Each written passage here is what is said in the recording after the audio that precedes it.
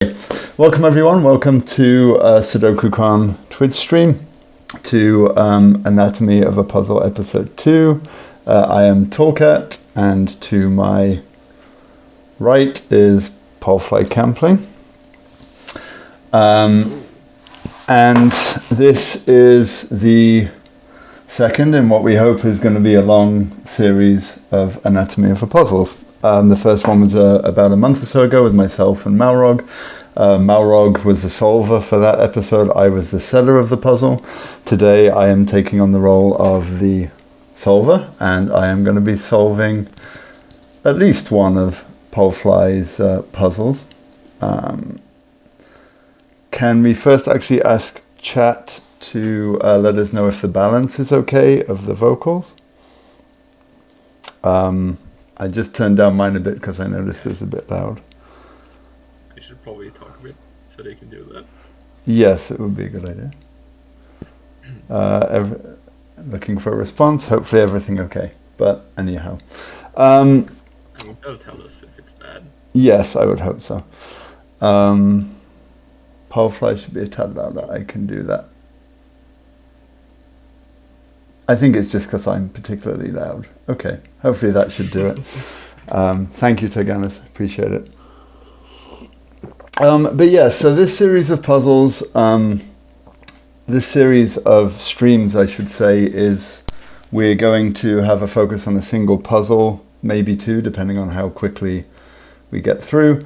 And rather than it just be a pure solving stream, the idea is that as I'm going through the puzzle, Palfly and I will discuss aspects of the setting process, if there were any particular challenges he may have had during the setting process. And he's also going to be there to nudge me if I get to a point where I really horrendously get stuck. Now, I have to confess up front, I don't think I've actually solved many of Palfly's puzzles at all. And might be related to the fact that I don't really publish them anymore. And yeah, actually that's true. So yeah, you don't really publish your puzzles on Logic Masters Germany. I saw you have maybe half a dozen, but from a few years ago. Was that a conscious choice? Well, it was a lazy thing. It's just too much stress to be worth it. That's fair. But you have, from looking over your puzzle list that you sent me, like you set quite a lot of. Sorry, go on. Oh yeah, if anyone wants it, I do have a puzzle list I can send out. Yeah, it's quite an extensive list. I mean, you certainly have set more puzzles than I have. I think over 200. It's over 300, I think. But I mean, a lot of those are 6x6s, so. Right, and so I mean, so do you tend to? You haven't set many 9x9s. You tend to set the 6x6s, the 7x7s. Conscious choice. Well, in general, I think for me, it's a lot easier to get a 6x6 puzzle to stay interesting, since it's just shorter. Okay. So, in general, if I have an idea, it's easier to put it in a 6x6 and make the rest of the puzzle like still interesting, but not as long, so it doesn't drag out. I mean, I do set a lot. So I was going to say you set puzzles for people with maybe ADD who can't focus. But I don't know if that's a particularly PC thing to say, so I should maybe apologize for that. But no, that's fair. And do you find it hard yourself setting a 9x9 to keep your attention? I mean, a bit. In general, I do take like longer breaks when setting bigger puzzles. Mm-hmm. I don't know, it might be ADHD. I have no idea. I've never been diagnosed, but it's not too unlikely. Okay, well, so I mean, there's an irony, I guess, there in that Palfly has set more 6x6s and not so many 9x9s, but of the puzzles that he sent me to look over, I decided to start with a 9x9. So let us bring up the puzzle.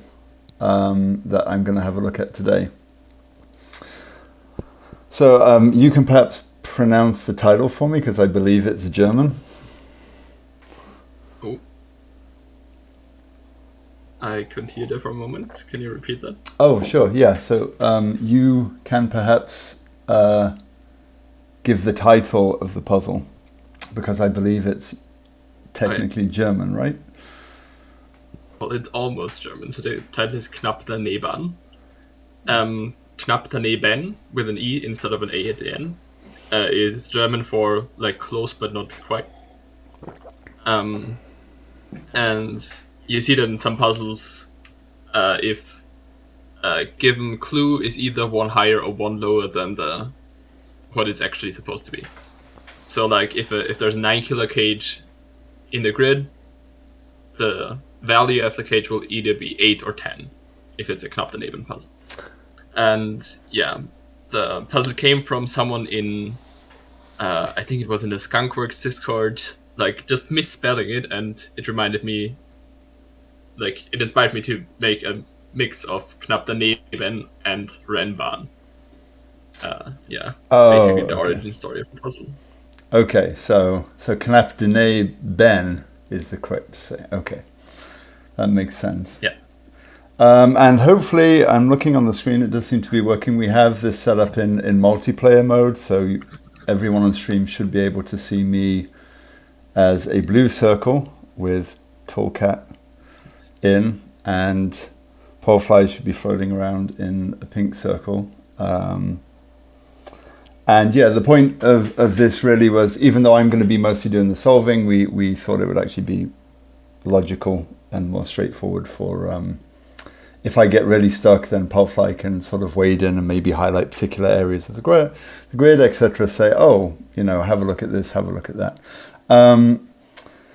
So this is your puzzle, Palfly. So would you like to read the rules? Oh yeah, sure. So it's normal 9x9 Sudoku. I assume most of the people here know it, but it's the digits 1 to 9, once in every row, once in every column, and once every 3x3 box. And then the Knapp daneben lines. They're similar to Rembans, but not quite.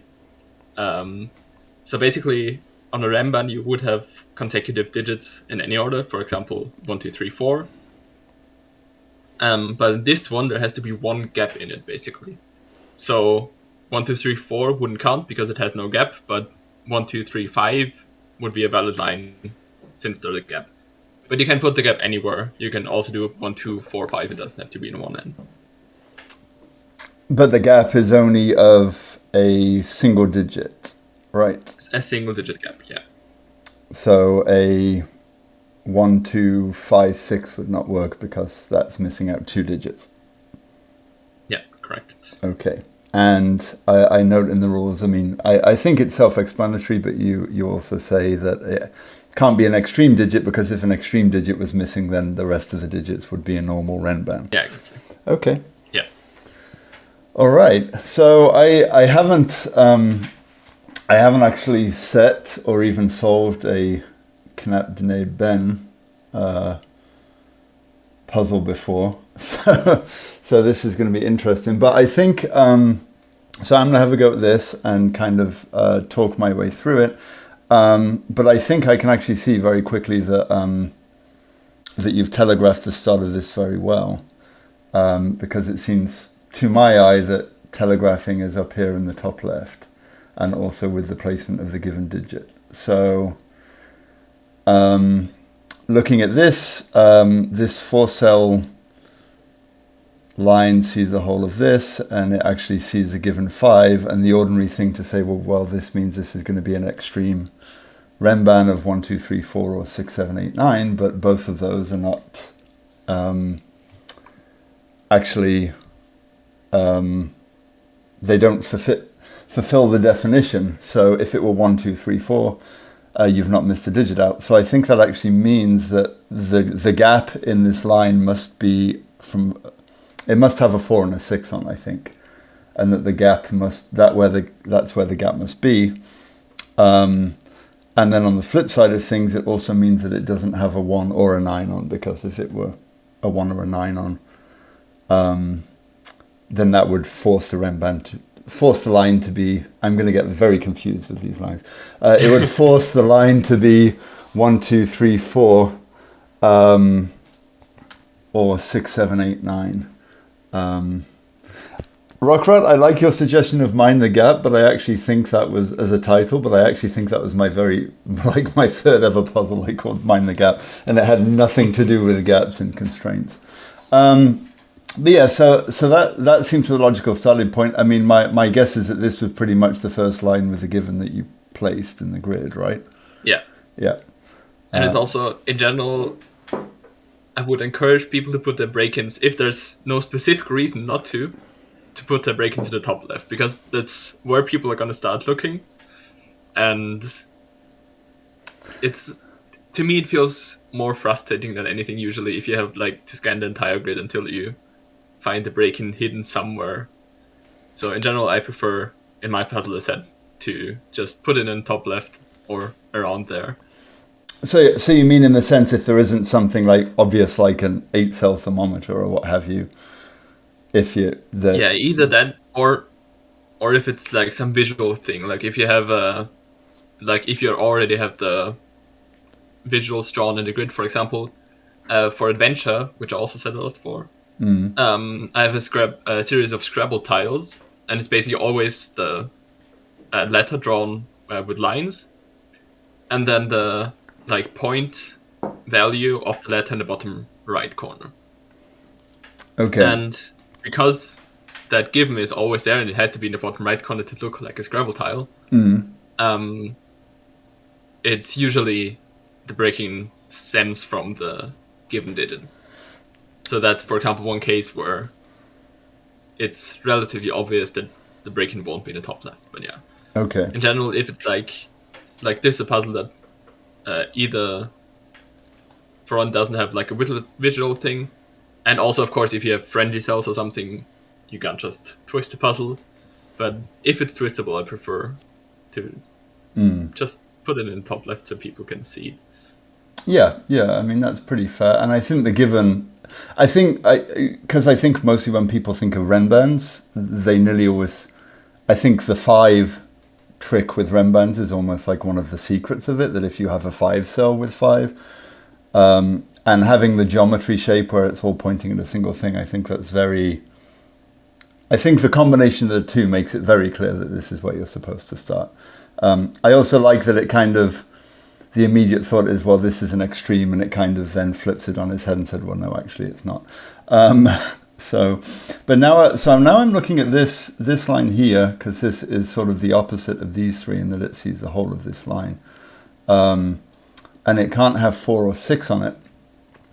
So I think we again run into the kind of same issue that we had with this, in that you can't have, if you have a 1 on here, then it's going to be 1, 2, 3, and if you have a 9 on here, then it's going to be 7, 8, 9. And so I think again, you can't have a 1 or 9 here.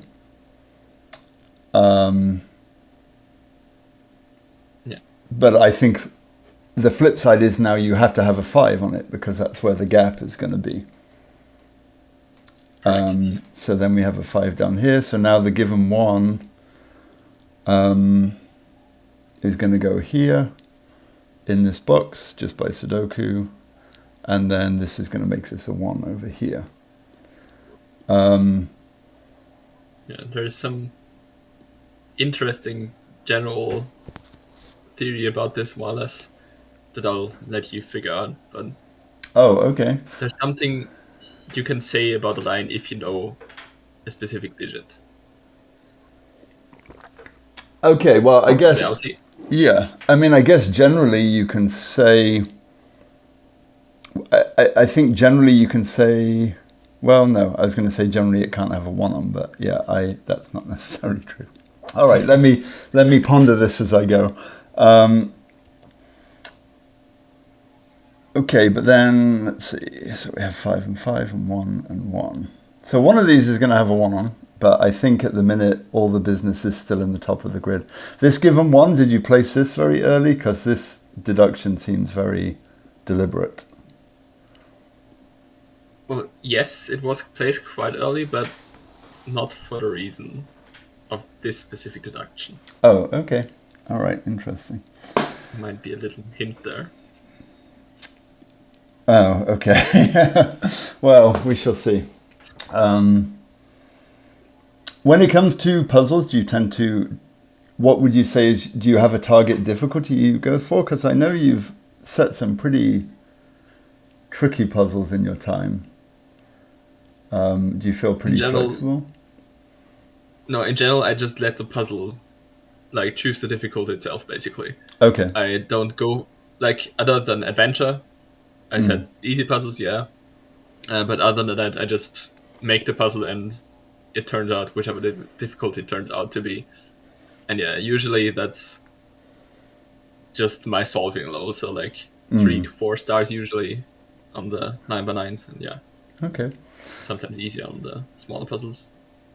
So, I mean, thinking of it, like I think of this line, and I don't necessarily think this is a place that I'm supposed to look yet, but I can see from this line that it can't have any low digits on, because if it has a 2 on, then it would be 2, 3, and there's no way to get a skip. If it would have a 3 on, it just can't have a 3 on. It would have to be with a 2.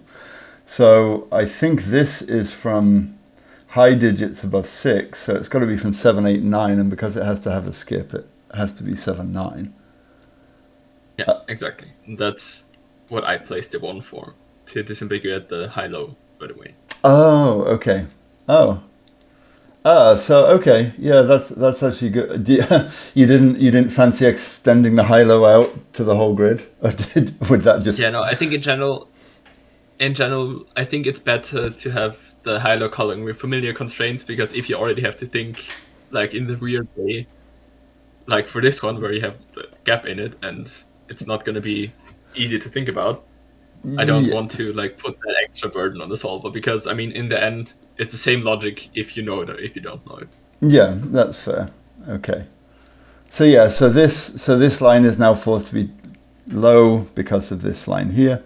2, 3, 4, 6. So this now has to be 5, 7, 8. We've already said it can't be a 9. Now, the other thing, I mean, one thing I like Renbands for is geometry. I like playing around with geometry a lot with them. So that's this sort of thing is that maybe at least one of them can go here, but the flip side is I guess these two cannot go here, so they have to go here. But there is also a 9 over here.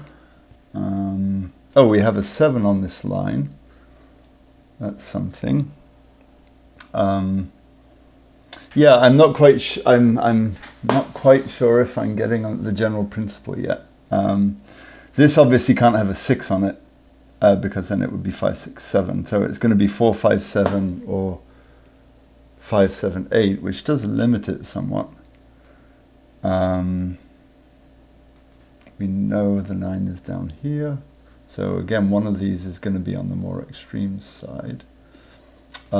This does feel very deliberate that you're sort of playing very much in this space at the minute. Yeah, definitely. Would you say a lot of your puzzles are constructed that way? That you sort of tend to keep it on more local deductions rather than say have something over here affecting something down here, say?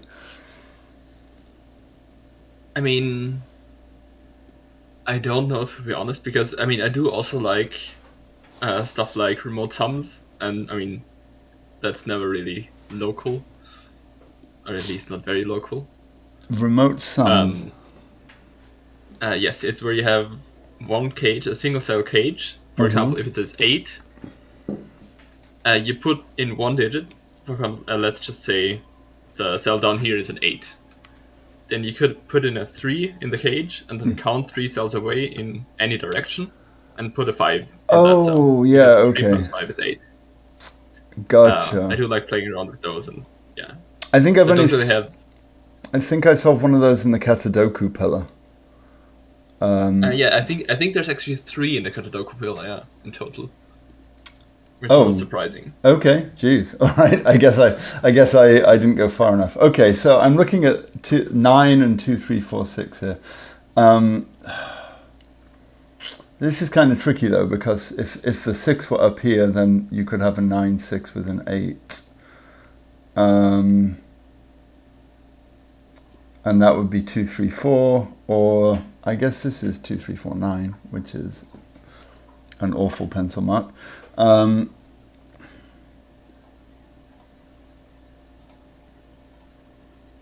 again, like if these two were down here. But I think there's a lot of flexibility here. Oh, wait a second. Oh, well, the 8 can't be... Oh, what am I talking about? The 8 can't be... Yeah, okay. Good grief. Okay, so I'm looking overly complicated and it's just Sudoku. I feel like Simon now. So that is 4, 5, 7. So this is not 4. So that means the 4 is not up here. The 4 has to be over here. And so the 8 has to be up here. So now if the 8 is here, this has... No, that could be 8, 9, 6. Oh, well, this is a 4. That's easy. That's an easier lift. So this is...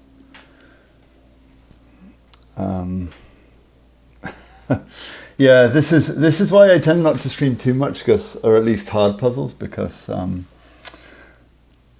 I can understand the pressure when you're... I guess I understand the pressure more of live streaming. But I guess even just streaming on cam, so I perhaps should not mock Simon too much anymore. Okay, so we have 4, 5, 7. I don't know if Simon would ever solve this puzzle if there's like already 3 opportunities of 3 in the corner not available. Yes, he would be very disappointed. Okay, so if 9 is on this line, then it has to be, because the 7 is gone, it would have to be 9, 8, 6, and this would be a 2, 3 pair. If the 9 is not on this line, then this is going to be 2, 3, 6. I don't think that works, because if it's a 6, the 5 and the 4... Well, no, actually it would be... I think this line is actually just forced, if I think about it. Oh, and yeah, if actually there's an easier way of looking at it. That the 2 and... Okay, yeah.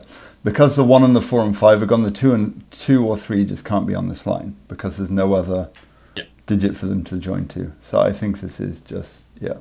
That took... Oops, why did I put a 9 That's there? not quite right. Yeah, Butterfingers. And this has to be a 6, 9 pair. Okay, and that's a 2, 3. So the 6 is off here. Okay, so this is 1, 2, 3, 9. Oh, well, if this is 1, 2, 3, 9, then the 9 obviously can't be on here. So the 9 must just be here. And that's 1, 2, 3, and this is 2, 3, 6, 8, and I think, oh, maybe, I was going to say by the same logic, that's tricky, that's sneakier, because that's not as clear cut as here.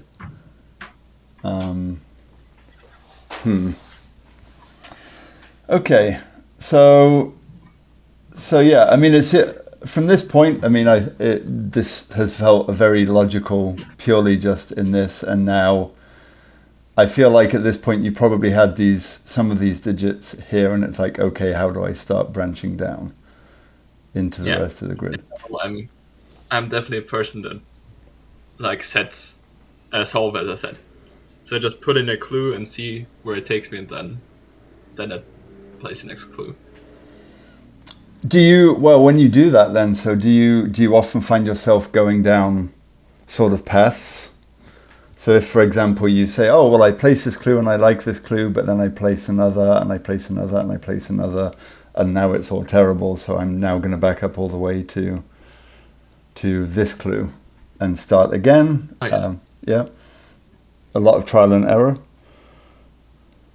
Yeah, I mean, usually I'm pretty good about like seeing right away if I like a clue or not, but yeah, for example, in this one, it's something I'm going to talk about later, but there's a point where I basically had a deadly pattern that was on already given. Well, it wasn't quite a deadly pattern. I'm going to talk about that. Okay.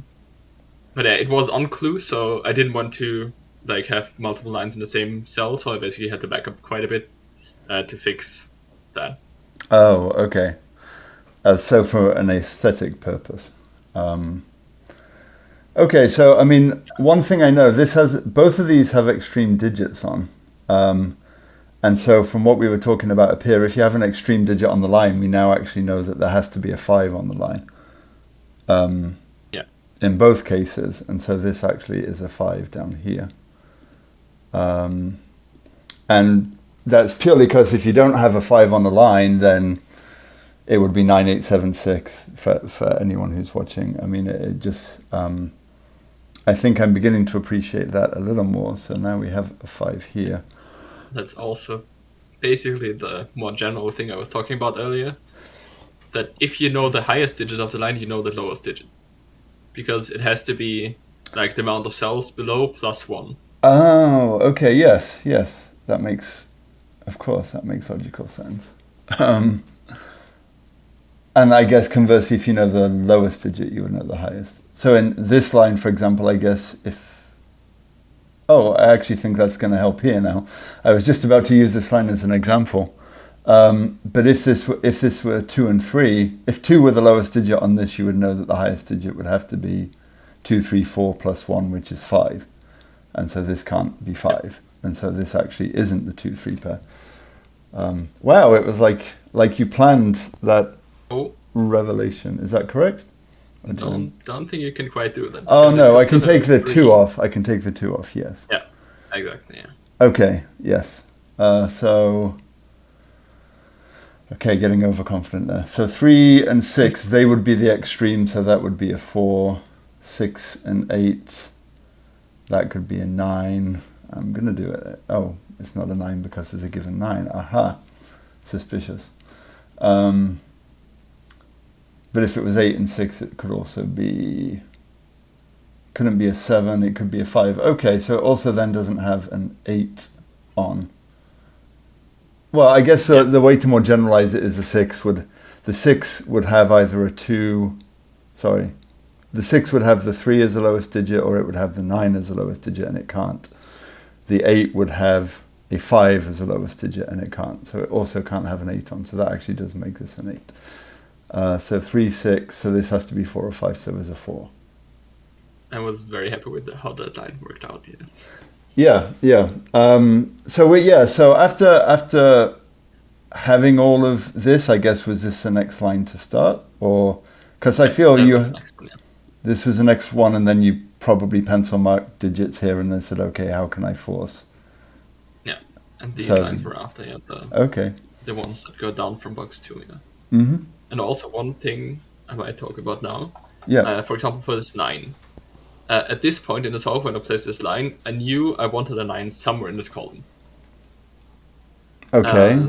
In general, when setting and I needed given somewhere in an area, I just place a cage there with the digit in it, like a cosmetic cage, not a killer cage. Just to I remind myself, okay, I'm gonna place a given somewhere here, but I still later can decide where to place it. So if, for example, later over here there's something where a 9 here would help, then I can do that because I still have the option of all these cells. I see. So you were giving yourself flexibility of saying, okay, well, I'm putting a 9 here to affect this, but I'm reserving the right to put it wherever. Yeah. Okay. Exactly. Yeah, it's... I guess that's something I tend not to do much. I actually tend to... I think I talked about last episode, Anatomy of a Puzzle episode, that I tend to... I try to use givens 2 or 3 times, but I actually tend to sort of put them right in the...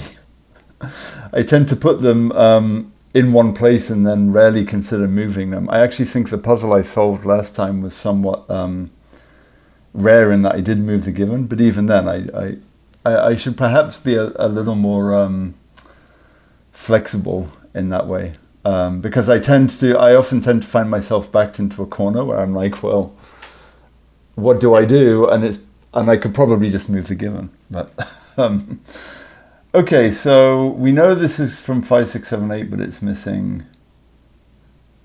Oh, actually, so this 4 now feeds into this line. That seems to be the next, because of the 1. So this line can't have a 4 on it, so that's the missing digit. So that's a 2 or 3. Yeah. That's very nice. I like that. Okay. Oh, so it's not like very interesting logic, so I'm just going to tell you have a 3-6 pair over here. It helps distinguish the 2s and 3s. Oh, yeah, that would... You think? Yes. How could I miss that? Okay. Very good. Yeah, I guess it's, do they have a similar phrase? There's a phrase in English that sometimes you can't see the wood for the trees. I feel that's quite appropriate here. Okay, so we have a 1 here, and we now have a 4-cell line. So this obviously can't have a 1 on it because it would have to have a 5 on it. So the 1 is placed here, so the 1 is going to go down here. So far I feel like, I mean, there's some very nice interactions across the grid here. I feel it's pretty linear. Would you say that that's par for the course with how you set puzzles, or does it sort of tend on well, you said you don't necessarily shoot for particular difficulty. Yeah, I think it's just because of my setting style, because I solve the puzzle as I said. It just happens that usually I can't do much more before placing the next clue. And I think that's what makes them relatively linear. But I mean, I also don't mind my puzzles being non-linear. Like if there's other paths to solve them, I usually don't mind. But it's not something you necessarily focus on. You just sort of find the path that you Yeah, it just happens like that. Yeah. Okay, so going back to this, we can do the flip side of the logic here. I do like this. I tend to do this a lot as well, where I'll have a piece of logic and I'll either riff on it or repeat on it, or I'll inverse it, I guess, in some ways. But this now can't have a 9 on it because it can't have a 5 on, in the same way that this had a 9 on it, so it had to have a 5 on it. So the 9 is here. So we actually know the composition of this line is 4, 6, 7, 8. It looks like, just right off the bat. I'm surprised, actually. I thought, I'm just going to do the easy part and say 4, 6, 7, and that's the 8. I'm surprised, actually, because when I first looked at the rules of this, I was quite wary of picking it, because I felt that it was going to be quite hard. But I think the way you're using the lines here is very, very nice. And again, I think some of it is that. I don't know why I removed the 1 from there earlier. But I think again, you're using similar logic and repeating it and sort of adding variances on it. I'm very tempted to just do 2, 3, 7, 6 here, but I'm not going to. It's happy because it's only one rule set for a puzzle, and I guess it's. I feel like this is one of the rules that's fun for a few puzzles, but doesn't really have that much depth to it, I guess. You don't think, it doesn't have much staying power. You think you'd end up with a degree of repetition? I think so, yeah. I guess that would be the same, though. I mean, if you were thinking of it as like a pure puzzle, then I could understand that. But have you thought of combining them with other constraints? I kind of think that would turn a lot of stuff on its head. I made a 6x6 with them, where it's an escape the grid puzzle, so the lines also go outside the grid, and the numbers outside the grid, I think there were X sums. Oh, okay. So Because I'm just thinking I had a puzzle that combined Rembang with between lines, and I'm wondering what doing this with between lines would do together. Yeah, that might be interesting. I mean, Okay. if anyone If wants anyone- a puzzle with the constraint, go ahead. Okay, so Rockrat is mentioning this line here, and it's sort of jumping away from where I was, but he's right. This looks pretty, because of the 1 here now and the 1 here now, and this can't have a 1 on it because the 4 and 5 are just not there to be able to skip over. I guess another way I could have done that is said, well, this obviously can't have a 1 on it, so the 1 must be there, and the 1 must be there. This 6 and 7 is the one that's actually missing from here. So there's technically, I guess, a 5, 6, 7, 8 virtual quad. I really don't want to do that. But this is from the higher side of digits, so 6, 7, 8, or 9. That's not 8 or 9. So actually this has to have a 9 on it, I think, is a conclusion, because if you took the 9 off, it would be 6, 7, 8. And it has to have a 6 on it.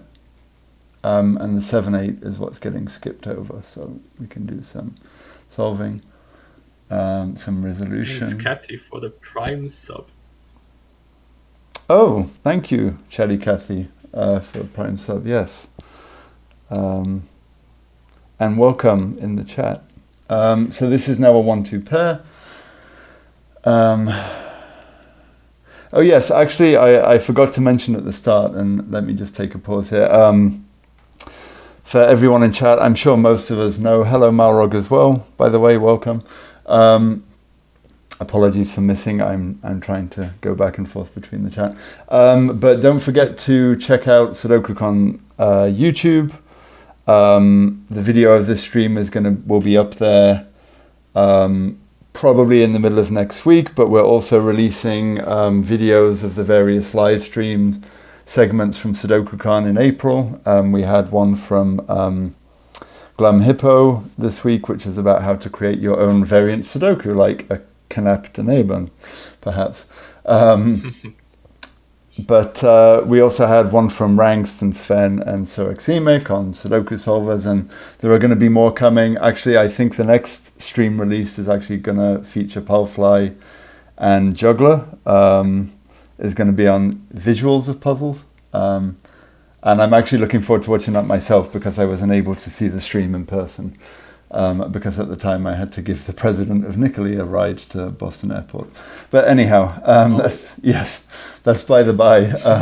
So this we know has a 6 or 9 on. And actually now, because we had this 1-2 pair here just from the row, it actually has an 8 on, so therefore it can't have a 7 on. So this is a 6, 8, 9 line. Do you ever tend to find sometimes if you look away from a puzzle for a second, you then look back and you actually suddenly see everything? Yeah, definitely. Yeah. So I feel like that's... Go ahead. I feel like that's, in general, I think for me, that, like, coming back to something after a while just... Like, there's something that just makes it easier then. I guess again, it's like sometimes you lose sight and you can't see the wood for the trees, and then taking a break. Do you tend to find that works for you with setting as well? That if you're in the middle, if you're setting a puzzle and you've hit a sticking point, that you just drop it and ignore it for a time? Yeah, definitely. I mean, I have like an online sheet with all my puzzles. And I have like a tab on there with just puzzles I'm working on that are work in progress. Like one that I've started setting like 2.5 years ago. No, not quite. I think 2 years ago or something. Then I'm just like continuously working on like bit by bit. Oh, really? Yeah. Okay, wow, goodness. I don't know if I could handle that. I tend to be a little... I tend to kind of streamline things as much as possible. So I'm usually a puzzle at a time person. And I usually have things sort of percolating in my brain. But yeah, at this point, if I were setting this puzzle, I think at this point I would be beginning to get worried about this, just because you have a lot of pairs here.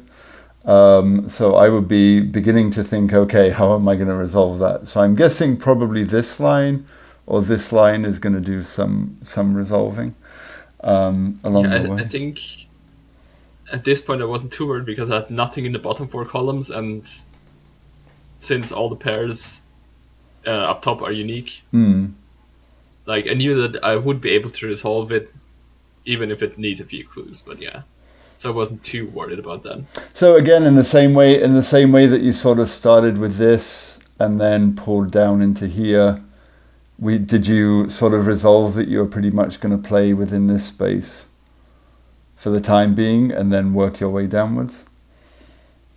I mean, not really, just that I saw interesting stuff in that space, and that's why I placed clues there. Okay, that's fair. Yeah, I guess it's like, why go elsewhere if you have enough going on at the minute? So, okay, so I can see from this that this line cannot have a 9 on. So I'm going to do a little bit of egregious pencil marking and put 9 here. And that is because the 8 and the 6 are gone, so you would have to have a 6 if this were a 9, just going back to your earlier sort of generalization of these lines.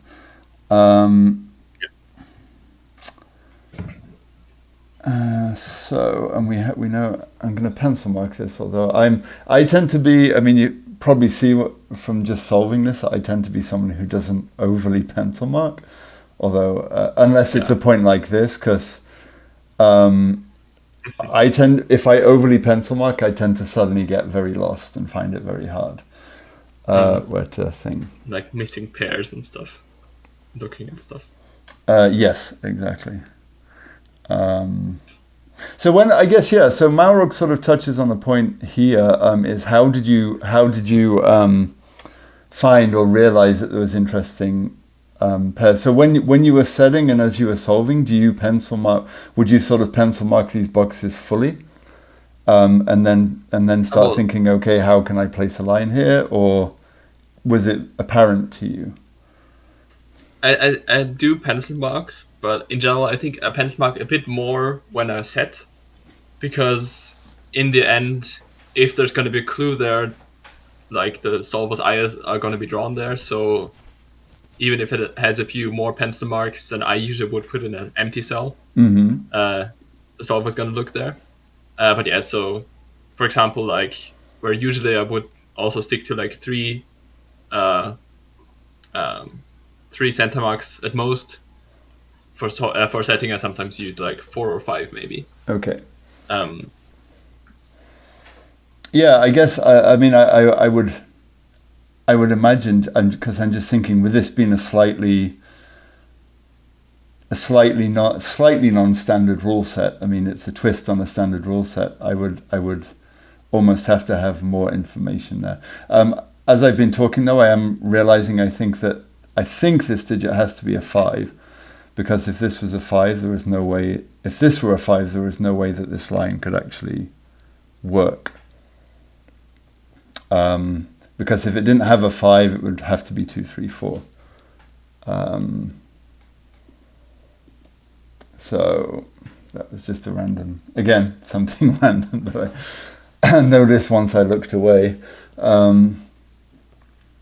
Okay. So, I mean, getting this 5 on the line, it can't have a 6. It could have a 7, which means it would be 7, 5, 4, which doesn't work because of that. Okay, that's nice. So it can't have a 7 on, hasn't got a 6, so it has to go lower. So these have to be 5, 4, 3. 2 has to be the lowest on this line. And so this is from 2, 3, 4, 5. Oh, and that's going to create this horrendous thing. So that actually means that's a 9. So this is now that's a 7. That's why I mentioned earlier that you would notice pairs looking at things. Oh, geez, yeah, okay, good grief. Okay, everyone on the stream is marveling at my amazing Sudoku ability here. But okay, this is not a 7. So that is actually now 3. That's going to do the 7. Oh, this is nice. Okay, that was a good reward for actually forgetting all about Sudoku. This is a 1-4 we can resolve. When it comes to setting, do you think rewards are obviously an important part of solving. Do you like to be generous in your rewards? I mean, I think aside from the fact that was just me ignoring obvious Sudoku, but that did actually ping around quite a bit and resolve quite a bit. And I'm seeing now that this line, I was kind of right, is beginning to resolve some of these pairs that we were talking about earlier. Yeah. I mean, in general, I don't think about it too much because I feel like it just comes with my setting style that if I place a clue with where you just got some digits or some pencil marks, like for example, I placed this clue over here after you got the 8 pencil marked into these 2 cells. Mm-hmm. So in general, I think my setting style just lends itself to like getting new bits of logic by solving other bits of logic. Yeah. Okay. And something I wanted to interject here. Yes, sure. This is this point I talked about where I had to go back during setting because I had 5, 7, 8 here as well. And it might not look like it, but if you have 2 of the same of 3 digits, you also basically have a deadly pattern if you don't want to put any more clues in those cells. Because if you place 2 of the digits in one column, then you get, then it just breaks. But if you place 1 each, then it just still has 2 options to go around. So yeah, try to avoid that when. Oh, interesting. So instead, it just the nature of the lines means that it's just not possible to resolve. If this was a 5-7-8 and a 5-7-8, it would just not be possible to resolve. I mean, without adding. Yeah, that probably wouldn't be the case in like a normal Renban puzzle, right? I guess would. I mean, if you have the same setup of the same pencil marks, it would be the same. Oh, okay. So if in these 6 cells you don't want to put any more clues, and you have them marked like this, you can't resolve them. Oh yeah, no, actually yes, it would be the same for normal Renban. Okay. I don't think I've ever come across that before. That's interesting. Or I might have come across it and not actually realized it. Yeah, it was very annoying in this puzzle because I basically had to puzzle down and had to go all the way back to. Oh, so you'd pretty much basically only the top 3. So you'd pretty much gone all the way down here, and then had to go back. And then I realized. Oh god, resolve it. That would be rough. Yep. What is Rockrat? I just saw Rockrat saying, "Let's make sure Tallcat sees something." Oh, okay, yes. Well, okay. So Rockrat says, "Let's make sure."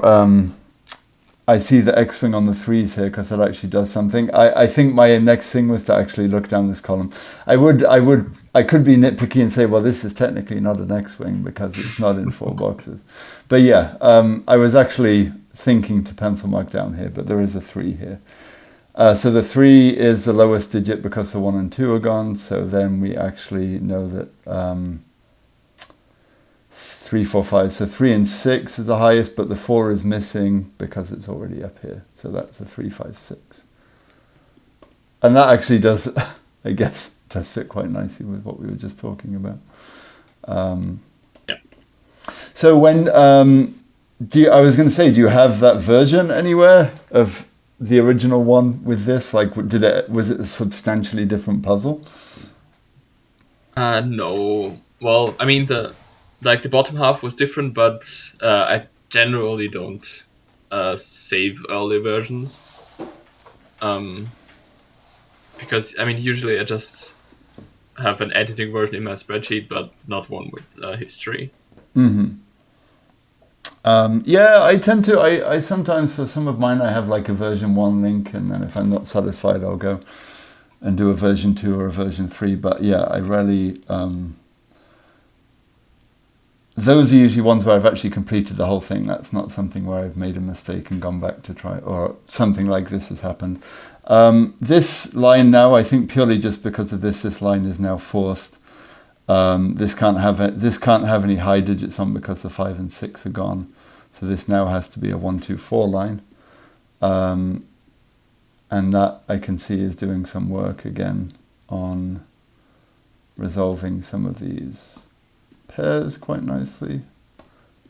I tend to find, just because I know I tend to do, as we've talked about many times before on various channels, I tend to lean into symmetry a lot, and so I perhaps tend to be a bit more cognizant of patterns like this a little more, just because having symmetrical things is nearly always going to be something that's going to end up deadly. Yeah, in general, well, for solving, I really don't like if a puzzle is like completely symmetrical all the way through, so the logic is also symmetrical, because then in my eyes I'm solving, like I'm getting half the logic but need to put in all the digits. Yeah. Oh, you want to get your logical money's worth? Is that what you're saying? Yeah. Exactly. Okay. So yeah, usually when setting, I don't really care about symmetry too much. But yeah, if I do, I make sure that the logic differs quite early. Yeah. I guess for me, because I tend to lean into slightly harder puzzles, I do symmetry as a way to sort of make it a little easier on the solver.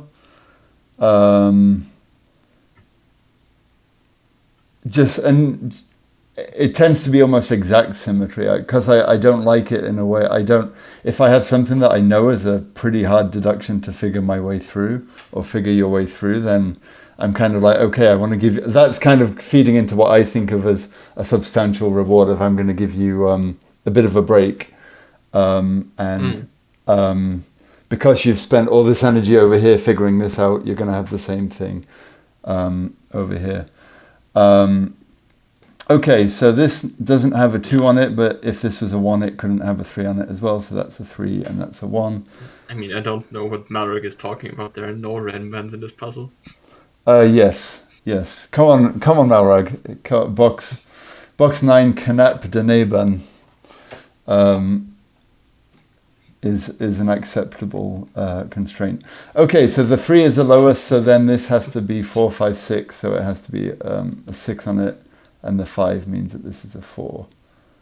Okay, so we have some more resolution over here. And then we have more resolution over here. I would say I perhaps should have turned the checking off on this one, but clearly I was doing terribly at scanning earlier that we'd probably be here forever if it wasn't. If it was off. I do like that you use this 9 again to resolve this. I think my preference when it comes to givens is of trying to use them as much as possible. Usually 3 times. I try to do as well. Even though it might not be as skilled as at it as you. Oh, thank you. Flattery, but no, I mean, this was good. Like the 1 was good for disambiguating that earlier. The 1 here clearly was good for pulling something in here. So honestly, 2 times for each is 2 times is pretty good. This 9 for looking at the 9 up here, and then just for looking across here. Okay. Think of it as wrenched band or ren band or wrong band. Now, Malrog comment, it's going to be Roggen band, right? Although maybe Demono has a copyright on that. So just looking where 8 is in this row, it's forced. This can't have a 6 or a 9 on, and so it must have a 5 on, which is going to do some more tidy up here. And then 4, 6, and then 1, 3.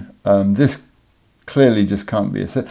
Okay, I'm somewhat surprised. I mean, this line I know did a bit of disambiguating earlier. I thought this line would be all of it, just because it's the only one that's sort of slightly breaking. Yeah. This pattern. I mean, it wasn't even really this line. It was this line that placed the 5. Yes. Okay, I see. Yes, right. I get it. Okay, so this is 2, 4, 6. This just can't be a 6 though, because that's too high. 6, and so that's a 3, 6, and actually, I mean, that just then resolves everything. Oh, a 19 seconds. I mean, oh goodness, who could? So yeah, Malrog is asking which line was the last one in the puzzle. Just the way things were, I would probably say this one. Yeah, it was that one. Yeah, and I think this was actually the second last one, because I'm pretty sure this one resolved the 3, 5, 6 over here, because the 5 and 6 could be either way before that. Oh, okay, that makes sense. Yeah, or the 3 and 5 maybe. So yeah, that was, I mean, very, very, very. This is one of those phrases, like I think was it Simon said the other day on CTC about very smooth, about how smooth often means smooth is a very odd definition. But I think this was very, very clean. I guess shall I say? I mean, I think it was very well telegraphed with the digit and everything, and being the top left. And it had a very nice sort of logical focus up here. Then it began to move very nicely down here, sort of filled you in all here, and then down to and then finish up down the bottom. So aside from a couple of the things that you mentioned of having like the 5, 7, 8, the 5, 7, 8. Well, I guess talking about that, how did you resolve this 5, 7, 8? Because I'm presuming this would have been a 9, 5, 7, 8 line. Yeah, well, the problem was that over here I had them the other way around. So in the first version over here I had the 6 up top and the 7 below, because of some clues I placed here. Okay. And that made it so this was 5, 7, 8 instead of 5, 6, 8, and could be resolved. Yeah. Okay. But yeah, it was a good. I mean, it was a nice. It was a good flow. I think. Yeah, I guess that's perhaps the best way of looking at it. It didn't feel. There was nothing certainly in it that felt unfair. Which I think for a puzzle where you're having a sort of semi-new constraint, you kind of have to have that. I did like, again, as I said, the way you sort of riffed on a lot of the same logic and flipped it around. Even if I didn't get quite the general aspect of it. I think, looking at it now, I think maybe I could have done a bit more with 2-cell lines, because they're kind of fun, because they're always like the one apart. Makes them interesting for parity stuff, for example. Oh yeah, that's interesting actually. You could have almost a parity based puzzle building around that sort of thing. Yeah, I guess in general, in even length lines, you will have the top and the bottom digit be the same parity, and in odd length lines, you'll have it be in different parity. I guess so. Now, if you had, but would there be would there be more general things about? Because you know how if you have let me see if I get this right. If you have a 4-cell line, it's always going to be even parity if it's a Renban, because you're always going to have 2 odd and 2 even. Yeah, I don't think you can do anything of that sort here. Because, for example, for a 4-cell line, here you have 3 evens and 1 odd. But you could also have 2 evens and 2 odds if you have 2, 3, 5, 6. Yes, it's going to depend on what's missing. Yeah. Yeah. I that's interesting. I hadn't even thought of that from like the 2-cell line, and I had a puzzle that was entirely 2-cell Renbans. and it was 2-cell Renbans and little killers, and the whole point of it was that it was to do with parity, like the 2-cell Renban, a normal 2-cell Renban is odd parity, and so the little killer clues, it was meant to be ultimately an odd even coloring puzzle. And I'm now thinking that using this would probably mess that up completely, which would be fun to play with. Now I had the idea of making an ambiguous puzzle between this and normal Renban lines. That would be hell. Oh, yeah, okay. Well, I mean, I guess, that would be interesting, but it wouldn't, because I remember when Zeta first brought back Nabna for everyone, and then he did a Nabna Renban ambiguity line, and I thought that would just be awful, and it was actually surprising me. Oh, okay, you've given me an idea. I was going to say, I don't know if it's a good thing to give me an idea or not. Hello, Carl, welcome. So one advantage, I guess, is that was a relatively more straightforward puzzle to get through. So I was actually going to, I had actually prepared for this eventuality, and because Palfly has not set as many 9x9s and has set an awful lot of 4x4s and 6x6s and other weird shaped puzzles, other less common shaped puzzles. I have some 5x6s, yeah. I was actually, I had actually picked out a 4x4 that we could do as a separate bonus puzzle. I guess before we do that, though, does anyone in chat have questions on this puzzle on the screen or the setting process behind it? Again, I thought when I first read the rules, my immediate thought was, oh God, this is going to be really tough. But it actually,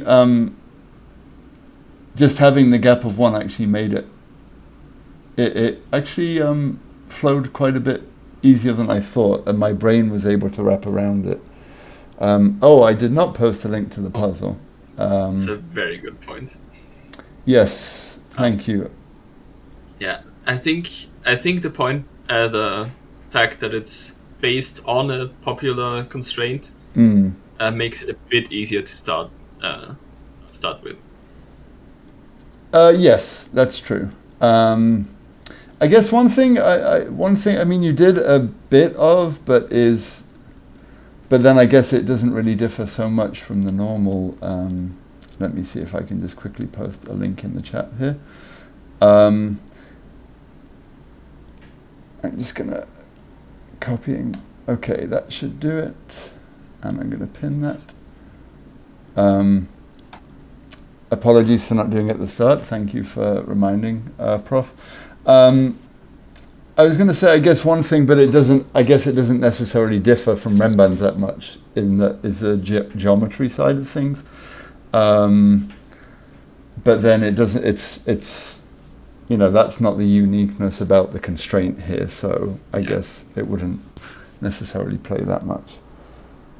But I think what might help is because, like for example, in the break-in, you saw this line would be interesting in Renban, and with this specific constraint, that makes it also interesting for this one, but in a different way.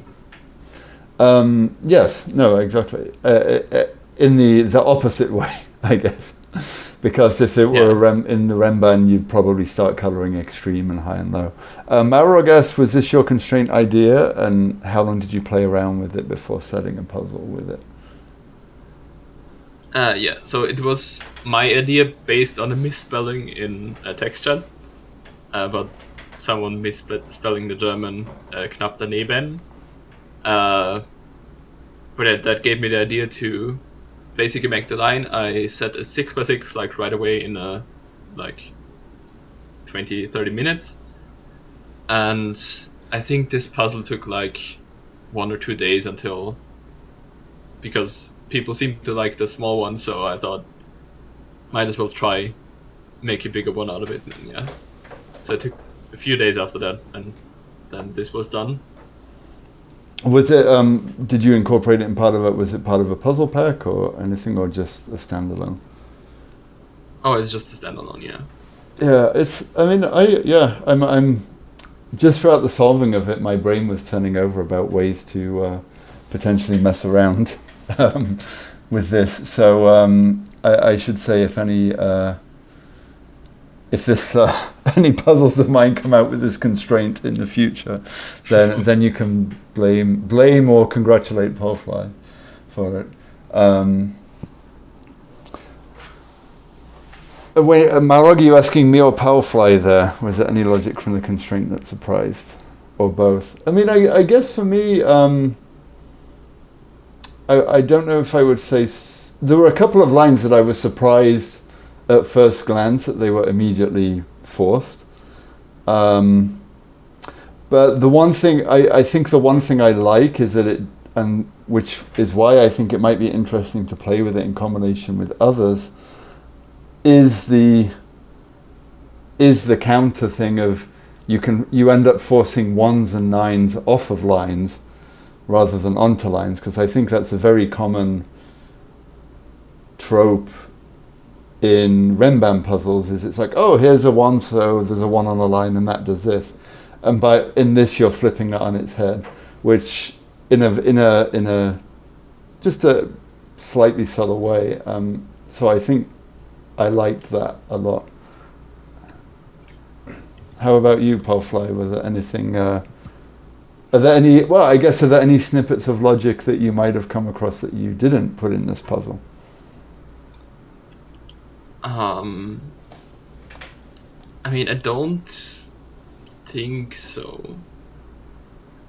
I mean, the setting is a bit ago now, so I don't remember if I was like particularly surprised by like any bit of logic, but yeah, I think I definitely remember being thinking that the what I told you about the, if you know the lowest digit, you know the highest digit. That's definitely something I found interesting when setting. Yeah, when I found that out. That's nice. I'm wondering if there are other sort of truisms. You know, there's like a there was that truism that was, it was about 4-cell Renbans, about how you had to have a 3. You have to, if you have a 4-cell Renban, you have to have a 3 or 6 on, and they built a whole puzzle around it. I kind of feel that would get thrown out of the window here potentially. Although I am looking at this and I am seeing that every 4-cell Renban in the puzzle has a 3 or a 6 on it. But like, but you could do 4, 5, 7, 8. Yeah, exactly. So I guess more generally in a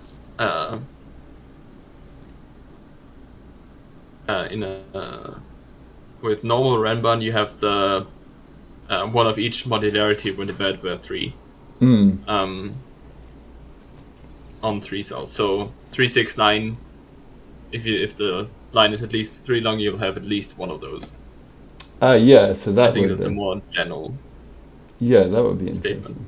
Yeah, I'm wondering. Malrog actually is asking a good question as well. Have you done other Knapdene Ben puzzles with other constraints? Or I did one. Yes, I can post it in the chat with X sums and then 6x6 as well. With X sums, it's usually a mix. Yeah. Oh, so is that just a more standard? The X sum is either 1 lower, 1 higher. No. Oh, you're. Malrog put it with an A at the end, so I assumed he meant the same constraint. I honestly can't tell right now if I've done. It's a very yeah. Oh, yeah, I have. Go ahead. Yeah, I have done a killer cage puzzle where basically you have 4 cages in the grid, and you need to place 4 other cages that are the same shape, but have 1 higher or lower total. Oh, so that's kind of a Knapdene. That would be. And then have 1 one where it's just normal exams clues outside the grid with where the clue is one off. And then I have one with, what's this one?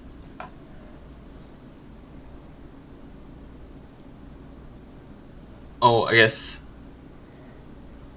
one that's kind of leaned on knapp daneben the domain is a puzzle where you have arrows in the grid, and if a cell has an arrow, it means that in that direction there's n digits that are n plus 1 or n minus 1. So if there's a 2 and an arrow, it means in that direction there's 2 1s or 3s. Oh, okay, interesting. Yeah, I think I'm just now thinking, like, with Malroth's question, I'm wondering if you could have. I want to say nab because the KN in English is often silent. I guess you could have a knapp daneben nabna, where they're all non-consecutive apart from one pair of digits. Oh. That would be interesting. All right. I'm pretty sure I've seen. I'm pretty sure I've seen like knapp daneben region sum puzzles, things like that. But yeah, no, that was a very interesting. It was a good puzzle. I very much enjoyed it, and I actually think, as I mentioned, I actually think I may have a go at setting with them myself. But just as time is ticking on a bit, I did set up this other scene to have a go at one of Palfly's smaller puzzles. And so if I can actually get the clone dashboard to work, I'm just going to transition the scene, and then I am going to refresh. Whoops. But yeah, I think in general, knapp daneben, I think it's actually a tag on Logic Masters, if I remember correctly. Oh, really? But in general, I've seen it more with like pen and paper puzzles, because I think it's more on the like older side of LMD. Yeah, that's where I've seen it more. Yeah, I think it is part of a knapp daneben. I think when I first heard of it way back, and I was like, that sounds nuts, and I think it led me to all pencil puzzle things. So, okay, I'm actually going to remember to put a link for this puzzle in the chat. And okay, so I'm going to let you read the rules again, because again, this is very much a sort of non-standard 4x4 with a interesting constraint, and I'm going to see if I can actually wrap my head around the constraint this time. Yeah, it's definitely, I said, lots of weird puzzles. And then I don't do too much, or at least not only normal variants, yeah. But yeah, this is a octa-quadri, something I think, I don't know if Bookworm came up with it or just set a lot of puzzles with it. But it's not a Sudoku, so it's you choose 8 of the 9 digits from 1 to 9, and then place them in a grid so that there's still no repeats in rows, columns, or boxes, but you only have each digit twice. So it's not as constrained as a mean mini. Okay. And then toroid hit points. So I'll just start with normal hit points clues. So let's just pretend this is a 4x4 grid, like a 4x4 Sudoku. And I'll take the 3 clue here, I guess. In hit points, you basically always check if the digit is equal to the distance it's at.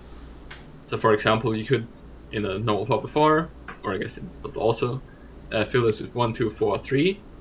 And then the 1 is a distance 1, so it's in. The 2 is a distance 2, so it's in. The 4 is not a distance 4, so it's not in. And the 3 is not a distance 3, so it's not in. So basically, if it's in, you count it towards the sum, and if it's not in, you don't count it towards the sum. So in this case, it would be a 3. So that's Another way normal to hit make- points. Yeah, that's normal hit points. Another way to make it 3 would be 2, 4, 3, 1.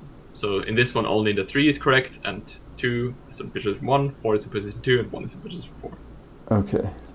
Who came up since we have with figured- that? Do you know? That's a hit. No, a hit points is an old variant. I have no idea who came up with it, but yeah, it's an old but very little used variant. Okay. So yeah, the toroidal part is that basically instead of just counting to 4 because we have digits larger than 4, Yes. we just loop back on ourselves basically. Oh. So Okay. if you count from the 3 again, 1, 2, 3, 4, 5, and if this is a 5, it counts towards the total because it's Okay. looping around in the 5th position, and then 6, 7, 8, and 9 in the first cell again. Oh, okay. So, all right, because I was like, the toroidal Sudokus terrify me. So, okay, and then, but in this case, it's all to do. So that's the mod 4 aspect, right? Basically. Yeah. Probably Okay. now has a good way to point it to word it. If a digit gets a point if it hits the right position, and the digits that got points get summed. Okay. All right. Okay. So with that, let me have a look at this. So I think this seems pretty clear, and I think you've telegraphed it pretty well. Now, if I was setting a puzzle in something like this, I would probably immediately place something that has clues either side. And so I think the 3 and the 6, and also look for sums that kind of have minimal ways. So the 3 can only be 1, 2, or a 3, and the 6 can be 1, 5, 2, 4, or 6. And I can see right away that the 1, 5 is discounted because that would have to be a 1 and a 5 both here. So it's either 2, 4, or 6. And the interesting thing with that is that 6 would go here, and one of the 2 or 4 would go here. So this cell is always going to be used by the 6. And so that means that this can't be 3, because the 3 would have to be here. So I think actually what you used as an example of being 1, 2 for the 3 is correct, and then this now has to be 6. Yep. So is that pretty much the intended first step, I would say? Yeah. It's exactly as I said. The 2 opposite of each other just make for a relatively easy start. Yeah. It's very.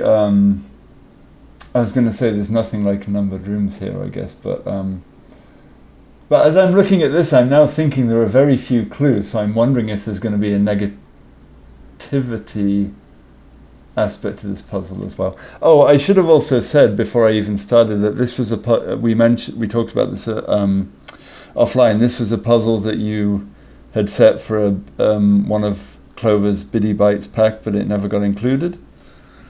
Yeah, exactly. Is that correct? So it was kind of a combination of inspirations from Biddy Bites, and Zeta did a challenge on his channel for people to set octoquadries. So I got the idea to set an octoquadry from the challenge, and then I thought might as well see if it might be included in Biddy Bites. I have not set an octoquadry myself at all, and I keep getting them confused with, is it the quattroquadries? Quattroquadries is a 6x6 with 4 3x3 boxes. Actually, I'm going to activate the pen tool just because one thing I like to do is, if I can, no, I don't want to do that. I want the pen tool is to put an X here just to know that I've used the clues and they're done. Okay, so... Are they done? Well, the sum is done, shall we say, I guess. Yeah. All right. I still need to use them, All right, so the 8, the 15 is quite high, but I'm not sure on that yet. But the 8, again, we have a similar thing. So it can't be 1, 7. Well, it can't be a 3-cell sum because the 1 is not in the right place. It can't be 1, 7. It can't be 2, 6 because the 1 is in the 2 place. I'm sure there's probably a more elegant way than solving this than just going through options. But that's kind of how my brain is working right now. I think it could be 3, 5 because the 5 and the 3 would be here and then the 8 would be down here. So I'm going to ignore that for now. Okay, this one is a bit better actually though, because I think this clue is forced because of this 6 being in the 3rd position. So if it were 1, 7, if it were 1, 7, the 7 would have to be here, because that's a 3. The 3rd position, it would have to be in. Or I guess another way of looking at it is that for the 8, this is out. So it can't be, it couldn't be 1, 3, 4 as the 3-cell sum, and it couldn't be 1, 2, 5, because the 1, the 5 would have to be here. Can't be 2, 6, can't be 1, 7, can't be 3, 5, so I think this just has to be 8. And so I think that's, I'm going to put this, well, okay, just to make you happy, I'm going to put this as orange to say it might be done instead of red. Okay, so the 7, well, the 7 can't be 3 because it would be 1, 2, 4, and the 2 is, this is out. So it can't be 2, 5 also, can't be 3, 4 also.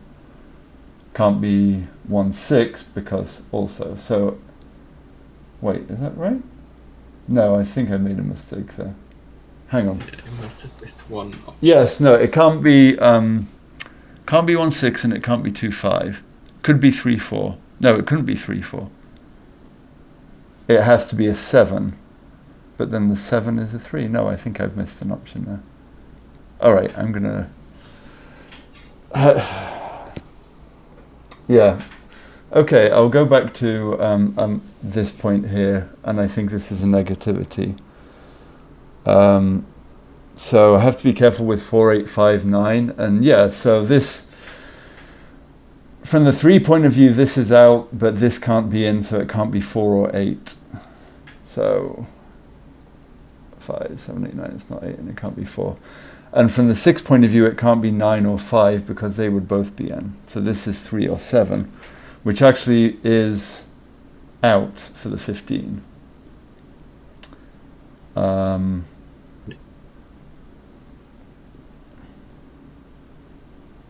Also something that shows in this puzzle. I think it's very fun to have basically clues that interact with something that's unexpectedly big. For example, I also have a 6x6 quadrupody that you mentioned earlier, where you have 3x4, 3x3 boxes. And there's X sums clues. But the gimmick is that if an X sums clue has a digit 7, 8, or 9 in it, then it counts the X sum clue on the other side as well. Because it looks all the way on. So I think there's lots of fun to be had with small grids with big numbers, making constraints do weird things, basically. Yeah, I don't know if my brain can quite comprehend that, but do you have? You should put, if you have a link for the 6x6, maybe that you're talking about, put in chat. Okay, I'm realizing what I was doing completely wrong with this now.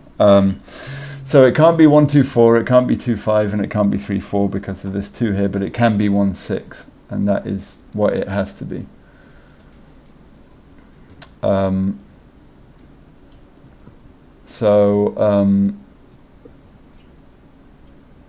actually going to color the digits that I have 2 of. Okay. I put the link in the chat for anyone that wants to see it. I might have to go back and save that myself. All right, so 15, yeah, 15 is a large number. I mean, if it, but the other thing is it, I'm trying to think of this now from a more generic modular thing. So 15 is kind of 3 mod 4. So to get it can't be a 3-cell sum because you'd have a mod 3 plus a mod 4 plus a mod 1, which is a mod 1. So I think the only way to... Yeah, is that right? No, the sum would be a mod 4 in total. Yes, sorry, yes. It would be a mod 4, yeah. I knew what I was saying. Yes, I was. I knew what I was saying. I just forgot how to add. Yes. So. So this has to be a 2-cell sum that's a mod 3 and 4 because there's no way to make a mod 3.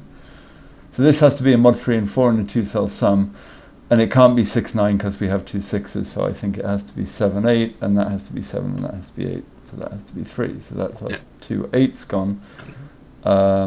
Which I'm going to color code. And 6, 7 is also not mod 3 and 4.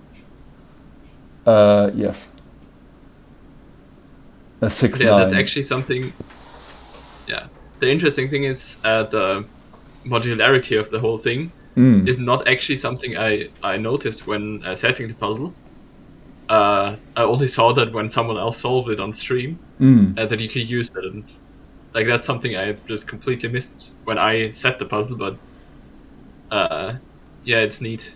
I think I think if I hadn't watched Cracking the Cryptic at all, I probably wouldn't have even thought of it that way. But I've seen enough of Simon solving modular puzzles where he does a lot of, or unusual modular puzzles where he does a lot of that, and it's, I guess, for things that have a lot of options. I mean, 15 doesn't have a lot of options, but it's not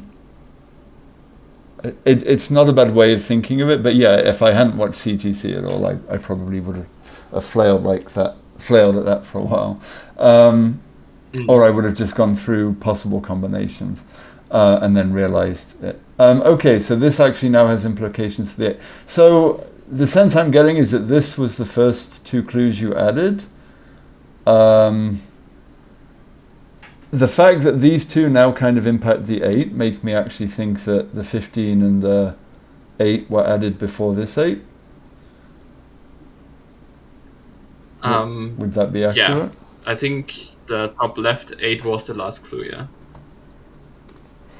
Oh yeah, and I'm also realizing I'm being lax in my kind of amber coloring. Oh, actually no. I now can put red there because they're definitely done. All right, so this can't be 1 7. It can't be 2 6 because of that. So I think this has to be 3 5. Oh, interesting. On stream, all your all the pen tool things are green. I guess we have something to report to Sven. Oh, yeah, that's interesting. If we have color, if I do them as green, I guess it's probably going to end up as green, right? I guess we have colorblind X's. Okay, so the 3 and the 5 are done, and so we have 2 3s. Okay, so we have to I have to place another 5 somewhere, and that's the most restricted. And it can't go here because if it were in the 5, it would be part of the 8 sum. So that seems like an easy. I have to say, I've seen a couple of octaquadries before, and I actually found them really quite hard to solve. This has been my bad math aside. This has been a little nicer. And so I have to find. Yeah, it's definitely. Sorry, go on. It's definitely. I feel like it might even help that this is an unusual clue type. Because it makes you not think in the normal Sudoku way. Like if you have Rembrandts in a grid, you're probably going to think more like normal Sudoku than something like this. Okay, yeah, that's fair. Okay, so I don't like doing this, but I'm going to do it anyway. I'm guessing this just now relies on the negativity aspect. So for example, I can see that one of these has to be a 7 because we need a second 7. And neither of these can be a 9 because they would count towards the sum. And so if 9 were the digit one of the digits that's missing, both of those would have to be 9, but then we wouldn't be able to get another 7. So I think neither of them can be 9. And this can't be a 4 because it would count for the 8. So that's the second 7. So this is a 4. This is a 2. And so this has to be a 4. Is that correct? Nice. Oh, I think I'm guessing that the software is not going to recognize. Yes, the software, because we're in the clone view, I think is not going to recognize it. Okay. Yes. Okay, so yeah, that was. I mean, again, I think I like. I mean, it was very well telegraphed at the start, and just like the other puzzle, and I like that you kind of broke in with a sort of easy deduction on the interplay that kind of gets you used to the hit points rule. And again, this is me speaking as someone who's never solved hit points before. And then it kind of got a little easier. Did you? How long did this take you to set? I mean, it feels like options are reasonably restricted quite quickly. Yeah, I think the most time was actually spent on like finding a break-in that was not too hard, but still like reasonable in comparison with the rest of the puzzle. Yeah. So I didn't want to put like a giant clue that immediately told you that all 4 of them would be in or something. So yeah, I think that's probably what I spent most of my time on, setting this. And then after the first one was in, I think it was relatively straightforward for me, like looking at which ones basically couldn't be in perpendicular to them, and then working off that. I'm wondering if there's a way you could have done. You could really mess things up in this sense of doing like diagonal hit points, almost like little killer hit points. Yeah, that would be kind of, because I'm thinking like the diagonal 8, 2, 3, then the 8 and the 3. No, the 2 and the 3 would be in, but the 8 would be out. Maybe. Well, depending on how you count them, because if you only count the diagonal you point at, yes, but if you make them toroidal as well, so the diagonal continues to this cell, then it would be different. Oh man. I'm now just thinking of that toroidal irregular Sudoku that Thomas Snyder was talking about. Oh yeah, true. Yeah. Wait, there is something wrong. So it wasn't the... Did I make a mistake? That 7 clues sees 1, 6, and 5. Oh yes, goodness, yeah. Okay, yeah. So it wasn't the... Alright, let me go back. Did I miss pencil? Okay, I think it was probably this point where I missed pencil marked something.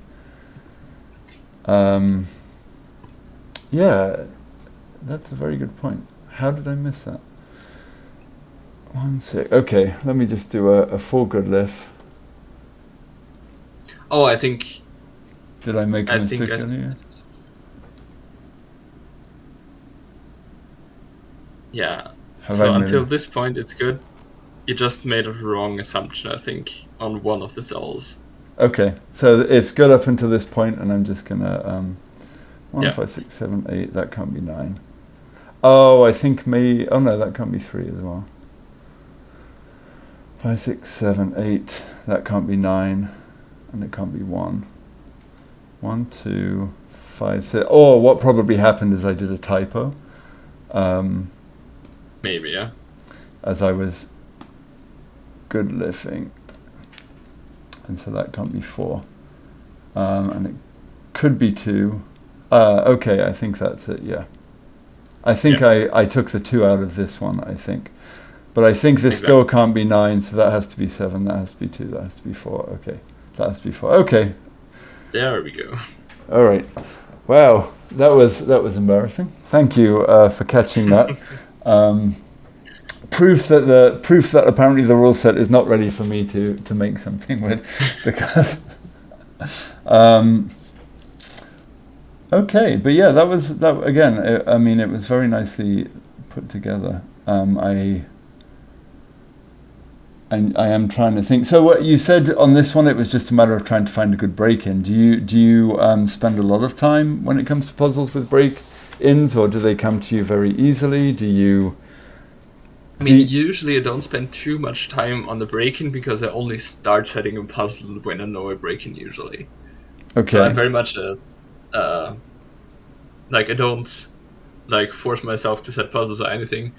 Usually I just, if I have an idea, I'm gonna set a puzzle with it. So yeah, so usually it's not really much of an issue for me. Yeah. So so sometimes, I mean, it's not always the case for me, but sometimes if I have a spare half hour, I'll kind of doodle around in Sudoku Maker. Is that something you do much, or do you pretty much wait until you have a sort of concrete break-in before you even get anywhere near a Sudoku Maker or a... Yeah, I mean, usually like the doodling around is basically more in my head than in the software usually. Or you get commissioned with something like draw a whisper line in the shape of Europe, and you have to try and figure out how to make that work. For example, yeah. Okay. Okay. Well, let me just quickly go back to OBS. So we will go back to here. Okay. So thank you for both of those puzzles. I did very much enjoy them both, and I think you've actually given me some ideas. certainly of constraints to play with, because there was a time when I spent a lot of energy just trying to find new constraints to play with, and I think as time got on, I just became less I either had less time to set, and I became less enthusiastic about doing that. But some of these constraints are were fun, and I think I'm going to work on some puzzles with them. But I definitely like setting with the more unusual constraints. So actually, you mentioned you have your list of spreadsheets. I mean, if you feel comfortable, feel free to post that in chat for anyone who wants to download. Yes, I can. As I said, it's a couple of hundred long, but there is probably something in it for everyone. And I certainly will say, when it came to the 9x9s, I actually did look down and say, okay, there are quite a few that are with non-standard constraints, and I selected the one that I felt was maybe the least, or the closest to most standard, but